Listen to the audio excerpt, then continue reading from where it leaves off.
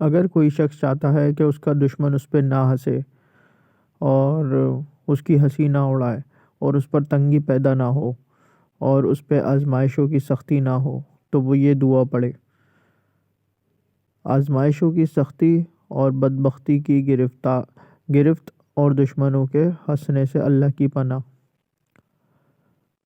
اللہم انا نعوذ بک من جہد البلاء ودرک الشقاء وسوء القضاء وشماتۃ الاعداء۔